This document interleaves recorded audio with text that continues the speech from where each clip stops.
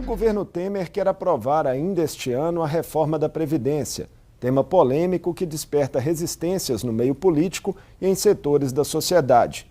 O Planalto tem intensificado negociações com partidos da base e investido em propagandas oficiais para tentar convencer a população da necessidade da medida. Mas como o PDT, partido que faz oposição ao governo, enxerga a situação previdenciária do país?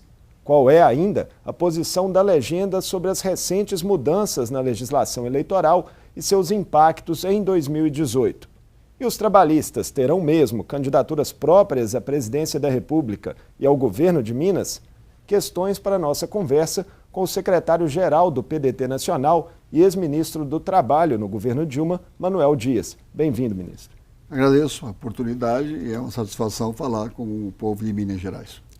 Secretário, como que o senhor avalia, então, essa proposta atual do governo Temer da reforma da Previdência? É uma proposta que já foi modificada em relação ao que ela era originalmente e que ainda se discutem mudanças possíveis nessa proposta. E se o PDT já tem algum posicionamento fechado a respeito dessa proposta na Câmara? Eu quero inicialmente dizer, Marco Antônio, que nós somos favoráveis às reformas. Nós somos um partido reformista. Tanto que grandes propostas históricas do nosso partido foram fazer reformas. Getúlio fez a reforma do Brasil. O presidente João Goulart foi deposto exatamente porque propunha reformas para o Brasil. E nós defendemos as reformas. Então, em princípio, nós não somos contra querer dizer que nós estamos querendo o avanço, a modernização do país. Ocorre que o que o governo quer fazer não é uma reforma. São medidas, usando o nome de reforma, que tem que ser discutida, tem que ser debatida, colocada para um amplo debate nacional com a inclusão daqueles que estão sendo atingidos, né? A questão da Previdência, uma campanha revigorada agora, também gastando milhões de reais, para tentar convencer a população de que a Previdência brasileira está falida. Não é verdade. Estão lá os resultados levantados pela ANFIP, que é a Associação dos Auditores Fiscais da Receita Federal, que conhecem esse campo e prova que a Previdência brasileira é superavitária, né? A Constituição brasileira, ela estabelece fontes de arrecadação para a Seguridade Social, que entra aí Previdência, Saúde e Assistência Social. Nós tivemos no ano de 2016 36 bilhões de lucros, né, nas rubricas que são destinadas à Previdência Social. A discussão não está transparente na visão do senhor? Ela não está transparente, ela mente. Ela engana, ela tenta enganar a população brasileira. Então vamos discutir. É natural que o processo dinâmico e as reformas elas são permanentes. Você tem que se adequar às realidades de cada década, por exemplo. Muda a idade, muda a população, né? Então nós defendemos reformas, mas que não sejam reformas que subtraiam direitos, especialmente daqueles mais fracos, daqueles menos assistidos. Nós temos hoje, e está levantado, está lá na Receita Federal, uma dívida, sonegação para a Previdência Social de 655 bilhões de reais. Uma questão que também teria que ser atacada. Sim, principalmente atacada por aí, porque isso já cobriria todo esse déficit que eles alegam que a Previdência terá no decorrer dos próximos anos. Ocorre que o governo não tem interesse em fazer a arrecadação. Primeiro que não tem corpo técnico capaz de, num prazo que a lei estabelece, acionar na justiça a cobrança desses débitos. Nós tínhamos, pela Constituição, a Constituição brasileira dizia que a prescrição dos débitos fiscais eram 30 anos. Reformar a Constituição reduziram para 5 anos. Destes 650 bilhões de reais, já prescreveram quase mais da metade. Restam apenas 170 bilhões possíveis de serem acionados para a sua cobrança. E nem isso vai acontecer porque não temos hoje quadros, não temos advogados, não temos estrutura administrativa capaz de acionar. E outras ações que são os desvios de verbas destinadas à Previdência. Ministro, apesar dos posicionamentos que o senhor mesmo cita da Anfip, né, que são conhecidos, que também estão sendo divulgados, contrários à reforma da Previdência, o senhor acha que, do ponto de vista pragmático, pode ser que essa reforma passe mesmo na Câmara dos Deputados, considerando a redução que o governo fez na proposta e considerando também o apoio ostensivo, principalmente da grande mídia, né, que tem embarcado nesse discurso favorável à reforma? A proposta inicial ela foi totalmente modificada, né? O que hoje o governo está querendo fazer é uma redução pífia daquilo que eles inicialmente propuseram. Mas nem isso eles vão conseguir. Nós temos primeiro que olhar que nós estamos num período pré-eleitoral. O Congresso tem aí mais 15, 16 dias de prazo para decidir essas questões que demandam em discussões longas, né?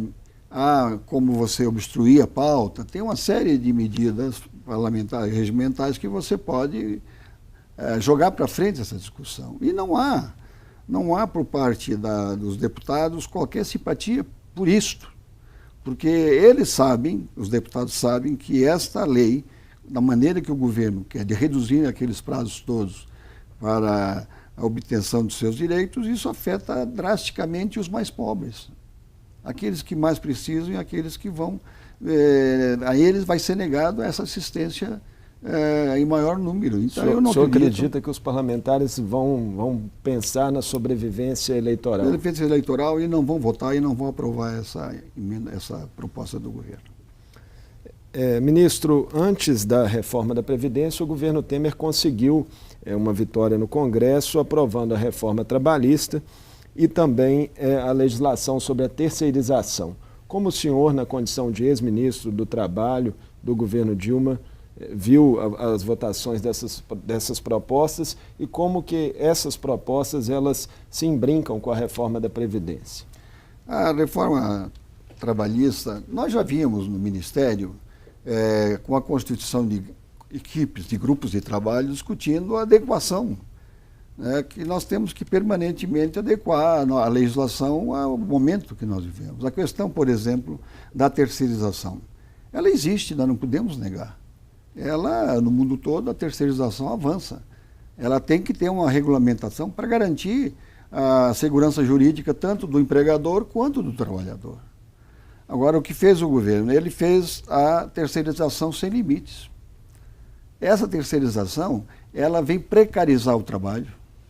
Nós vamos sofrer um processo de aumento espetacular do serviço terceirizado, né, com o trabalho informal, que vai representar a redução na arrecadação da Previdência, e vamos, com a precarização, criar um trabalho que vai, em vez de aumentar a produtividade, vai reduzir a produtividade. Pela a visão que o senhor apresenta, essas reformas, então, ao contrário do que o governo apregou, elas não vão trazer uma recuperação do governo, uma recuperação econômica e de condições de desenvolvimento. Isso é conversa fiada, que a reforma trabalhista vai aumentar a capacidade na geração de emprego. Outro fato importante, a preponderância do acordado sobre o legislado. É em tese muito bonito, né? Eu chegar na frente do meu empregado e negociar com ele igualdade de condições. O trabalhador que ganha 10 mil, 15 mil, 20 mil, ele pode sentar na mesa e negociar de igualdade de condições com o seu empregador. Agora, o trabalhador que ganha salário mínimo, qual é a condição dele negociar, propor ou exigir uma melhoria salarial, uma melhoria de condições de trabalho, local de trabalho? Então, nós vamos ter uma precarização do trabalho também, vamos ter uma redução salarial, porque com esse aumento espetacular do desemprego, aqui um parêntese só, eu fui ministro em 2015, há um ano e meio atrás. Em setembro de 2015, nós vivíamos o pleno emprego. Pleno emprego. Hoje nós estamos aí com 10, outros dias 20 milhões de desempregados. Então, esse trabalhador que vai negociar, voltando ao tema... O governo Temer tenta colocar essa conta do desemprego na gestão anterior. Não é verdade, pode ter alguma influência, mas não é toda ela. porque na medida em que o governo adota uma política de não investimento, aprovou inclusive a reforma constitucional para impedir investimento, como é que você vai criar emprego, gerar desenvolvimento, recuperar economicamente a nação sem investimento? E sem investimento não há criação de riqueza, não há geração de emprego, não há como distribuir riqueza. Então é toda uma falácia. Eles estão lá, esse governo está lá, resultado de um golpe parlamentar. E estão cumprindo o script que foi entregue a eles de fazer de cumprir e efetivar essas medidas que estão fazendo. O impacto da reforma trabalhista para a atuação sindical, já que há uma previsão do fim do imposto sindical obrigatório? Ela mexe radicalmente na estrutura sindical, porque com o fim da contribuição sindical, era a fonte onde os sindicatos basicamente se sustentavam. Nós discutimos também já no Ministério do Trabalho como você modificar essa contribuição através de uma contribuição voluntária, através da politização dos trabalhadores, que estão muito despolitizados, erro também parte nossa, da esquerda, do próprio movimento sindical, e os trabalhadores hoje estão sem posição política e ideológica. Então você teria que ir gradativamente mudando essa contribuição por outro tipo de contribuição, e na medida que você fosse envolvendo politicamente os trabalhadores, politizando os trabalhadores, dando a eles conteúdo ideológico. Agora, o que eles fizeram foi romper drasticamente, rompendo inclusive um acordo que fizeram com as centrais, porque o Temer assumiu um compromisso de enviar, para não reformar a proposta da reforma trabalhista para que o Senado não tivesse que devolver para a Câmara de novo, assumiu o compromisso de enviar ao Congresso uma medida provisória restabelecendo a contribuição sindical e dando um prazo maior para a sua extinção. Considerando reforma trabalhista e reforma da Previdência, o senhor já citou um pouco como as duas se interrelacionam, mas qual que é o impacto desse conjunto das duas propostas para a vida do trabalhador? Muito ruim, né? Como aqui nós colocamos, os trabalhadores, através das perdas de direitos com relação à reforma trabalhista e também a previdenciária, que cria aí, aumentando exageradamente espaços de tempo para que ele possa obter o benefício da Previdência, né? Isso vai, daqui, ainda, claro, não está aprovada a reforma da Previdência, as pessoas não estão ainda sentindo, mas a trabalhista já está começando a aparecer aberrações, né? Que é o trabalho intermitente, né? Quer dizer, a Constituição brasileira proíbe que o trabalhador receba salário menor do que o salário mínimo. E com o estabelecimento da modalidade do trabalho intermitente, constatou-se que o trabalhador pode receber menos do que o salário mínimo, o que é inconstitucional. Mas acontecendo isso, ele vai ter que pagar a previdência sobre o salário mínimo, que é o mínimo estabelecido. E muitas outras aberrações que vão surgir aí. A grande queixa do empregador brasileiro, do nosso empregador, é a baixa produtividade do trabalho no Brasil. Isso vai agravar, vai prejudicar enormemente a produtividade. Não é que um trabalhador que não tem um tratamento respeitoso, uma relação pacífica e vibrante com a empresa, ele vai melhorar a produtividade ou vai piorar a produtividade? Óbvio que vai piorar a produtividade. Então são ações que eu acho que daqui a 3, 4 anos, os próprios empregadores vão pedir a volta de muitas dessas alterações que foram feitas hoje, porque elas não vão gerar emprego, não vão promover o desenvolvimento nacional e não vão recuperar a economia nacional, que não é por aí que vai. Não é com a redução da circulação de dinheiro que você aumenta a recuperação, né? É a injeção de recursos, é o salário cada vez maior, é o consumo, é o mercado que movimenta em resultado dessa negociação do consumo que a economia avança. O que é que nós vivemos nos últimos 17 anos? Foi a injeção de recursos através das políticas de distribuição de renda promovido pelos governos Lula e Dilma, que alcançaram mais de 70 milhões de brasileiros que foram incluídos no mercado consumidor. Através Minha Casa Minha Vida, através do Bolsa Família, através de 30 programas de distribuição de renda, né?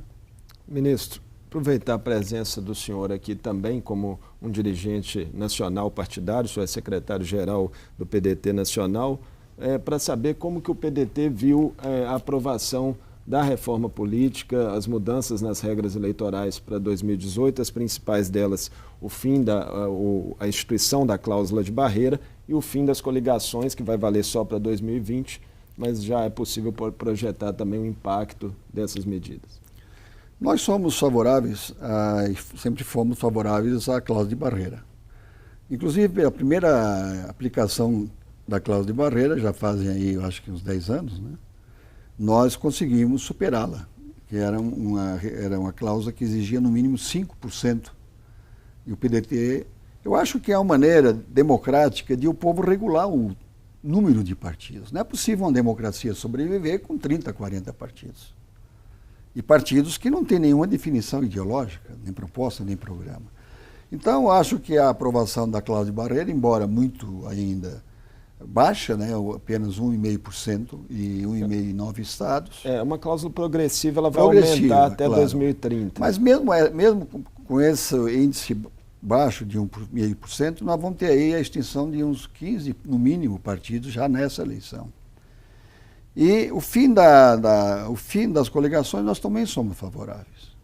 Porque se o partido não tem como conseguir convencer a opinião pública da sua proposta, da sua utilidade como ferramenta política para governar, para estabelecer políticas de avanço para o país, não tem por que existir. Nós vamos lutar, vamos, claro, que ter que mudar muitas das nossas práticas. Já estamos mudando, o nosso partido agora aprovou uma resolução que modifica a forma de organização. Nós vamos agora para a nucleação. Nós somos um partido de ideias. E um partido de ideias, se não tiver quadros, ele acaba. E o nosso partido se descuidou muito disso aí. Nós perdemos muito a nossa identidade ideológica e agora nós estamos investindo, até porque tem outro fator importante. Com o que aconteceu com o PT, né, que lamentavelmente aconteceu com o PT, que avançou muito no campo social, mas não fizeram nenhuma reforma e tiveram quadros que fizeram coisas mal feitas. Então, no campo popular, hoje restaram o PDT, o PCdoB, que é um partido que também, na medida em que for aplicada a proibição na coligação, a tendência também é se extinguir. Pois é, o PDT tem um pré-candidato à presidência da República, o ex-ministro Ciro Gomes, que já está rodando o país e tem chamado a atenção, entre outras coisas, nas declarações dele, críticas ácidas ao PT e ao ex-presidente Lula. Essa é uma maneira dele de se diferenciar dentro desse espectro ideológico da esquerda e também se essas críticas não podem eventualmente fechar portas para uma eventual aliança de segundo turno.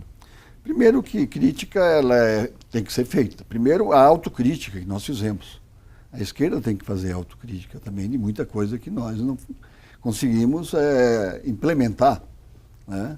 A despolitização dos trabalhadores, dos movimentos sociais. Onde é que está a resistência ao golpe com relação à deposição da presidenta Dilma?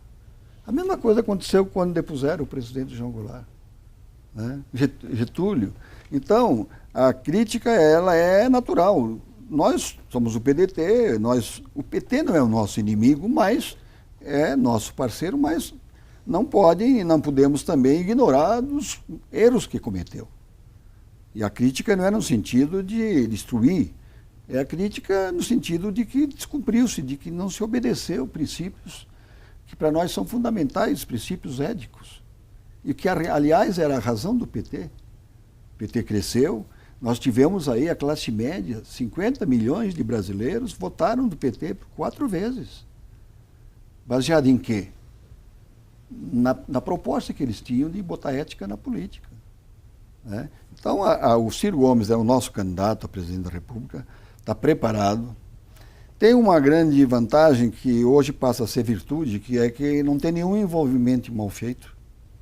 Infelizmente, hoje é virtude. E preparou-se através de uma proposta, de um projeto de desenvolvimento nacional, para somar aí não só o PDT, não é o PDT que vai eleger o Ciro, ele tem que agregar forças né, do empresariado que defende a soberania nacional. O setor do agronegócio tem lugar para todo mundo no Brasil, a fim de que o agronegócio, o Brasil que tem essa potencialidade, um país que é a maior e melhor, tem a melhor e maior biodiversidade do mundo, um país que tem a maior reserva de água potável do mundo, a maior fronteira agrícola do mundo, as riquezas naturais aí fabulosas. Ele não pode ficar sujeito a um retrocesso que estamos vivendo. Então, uma proposta de unidade nacional, através desse projeto de desenvolvimento nacional, que tenta somar essas forças. Ele é candidato, o PDT vai ter candidato. Apesar dessas propostas de desenvolvimento nacional, o desempenho do ex-ministro Ciro Gomes nas pesquisas, de momento, ainda é bastante tímido. Isso pode levar o PDT a uma reavaliação em torno da candidatura dele, ou o senhor diria que ela é irreversível? Ela é irreversível. O partido, ele submeteu-se à decisão do partido, ele está decidido a acatar essa decisão, é uma decisão, e essa alegação de que ele não tem ainda um percentual de aprovação alto, esse é o momento que estamos vivendo. Agora o Ciro está desenvolvendo uma atividade, visitando as universidades, fazendo palestra pelo Brasil inteiro, e aonde ele vai, ele ganha. Ele está na frente agora, se essas pesquisas são boas, ele está na frente do Alckmin, né? O Alckmin está com 7 ou 6 e pouco, ele está com 8 e pouco. Mas isso não mede, porque a pesquisa ela mede o momento atual, né? O Lula é um homem que já foi presidente 2 vezes, é inegavelmente, individualmente, a maior liderança que o país hoje tem. Mas nós acreditamos que no processo, no frigir dos ovos, na medida em que você vai afunilando a campanha, o debate vai tornando-se importante nesse processo, o Ciro vai passar para a opinião pública brasileira, para esses setores importantes da classe média, do empresariado nacionalista, daqueles que defendem a soberania nacional, vão ver que a proposta dele não é uma proposta apenas para um plano de governo de 4 anos. É um projeto de redenção nacional, de desenvolvimento nacional. Ministro, e o PDT de Minas Gerais, até dentro desse próprio contexto dos objetivos do PDT nacional? Aqui em Minas, o partido é um aliado histórico do PSDB. O senhor acredita, por exemplo, que os escândalos recentes que envolveram o senador Aécio Neves, principal liderança tucana no Estado, podem levar o partido a uma mudança de rumos aqui no plano estadual? A direção nacional está orientando, de alguma forma, a seção estadual do partido nos caminhos que podem ser tomados para a eleição do ano que vem aqui para o governo do Estado? O PDT está procurando fazer palanques estaduais de apoio à candidatura do presidente Ciro Gomes, pré-candidato a presidente da República, né? Então, estamos tentando, com os companheiros de Minas Gerais, de outros estados, formar estas candidaturas a governadores, para que nós possamos desenvolver a campanha. Para nós é fundamental, para qualquer partido é fundamental que, se nós não tivermos um bom palanque em São Paulo, Minas Gerais, Rio de Janeiro, Bahia, 4, 5 estados que detêm mais da metade não só do eleitorado, mas da economia nacional. Então não adianta nós fazer partido em Santa Catarina, forte, que tem lá 5 milhões de eleitores, se aquilo que é decisivo não tiver representação muito grande. Nós estamos conversando muito aqui. A aliança com o PSDB, até porque acho que o PSDB nem vai ter candidato. Esse movimento que afetou a liderança do Aécio Neves, ela é profunda, né? E creio tenha dizimado muita coisa daquilo que até ontem era enxergado de outra maneira. Nós temos a nível nacional uma aproximação muito grande hoje do PSB. O PSB está retomando o campo popular, ele teve um crescimento, e esse crescimento levou, por exemplo, votaram muitas vezes contra aquelas nossas posições. Mas hoje, o PSB que tem o ex-prefeito de Belo Horizonte, Márcio Lacerda, como um pré-candidato ao governo do Estado. Uma grande figura da política nacional, uma das reservas que restaram aí da política nacional é o Márcio. Eu sou muito amigo do Márcio, pessoalmente, inclusive, porque nós dois, já na campanha do Ciro, nós coordenamos a campanha do Ciro Gomes. à presidência da República. É um nome que está aí, né? Nessa orfandade de lideranças que o Brasil e Minas está passando, ele é um nome respeitável, né? Nós temos uma boa relação com o governador Pimentel também, mas eu creio que a nível nacional, pela aproximação que estamos fazendo com o PSDB, pode ajudar a construção de uma aliança. Com mas o vamos PSB? Ter. O PSB... né? O senhor falou PSDB, mas é o PSB. PSB, isso. Desculpa aí se eu falei PSDB. Seria com o PSB, então, essa aproximação. Nós estamos construindo, tentando construir, mas as coisas estão sendo conversadas, não temos nada definido. Nós estamos buscando, ainda ontem fizemos em Brasília, né, uma reunião das fundações. Eu também sou presidente da Fundação Leonel Brizola Alberto Pasqualini. Fizemos ontem em Brasília um encontro, um seminário das fundações PDT, PSB, PCdoB e PT, onde os presidentes nacionais também compareceram, e tentando buscar a construção, não senão de uma aliança já no primeiro turno, pelo menos estabelecer linhas programáticas que nós defendemos, diferente da posição que tivermos. Ministro Manuel Dias, muito obrigado por participar conosco aqui do Mundo Político da TV Assembleia de Minas. Eu é que agradeço, Marco Antônio, e tantas vezes quantas for possível, nós gostaríamos de conversar com os mineiros, a terra da liberdade. Obrigado novamente. Eu conversei com Manuel Dias, ex-ministro do Trabalho do governo Dilma e atual secretário-geral do PDT Nacional. Falamos sobre a reforma da Previdência em discussão no Congresso Nacional, sobre a reforma trabalhista já aprovada e também sobre as estratégias eleitorais do PDT para o ano que vem. O Mundo Político fica por aqui. Obrigado pela companhia e até o próximo programa.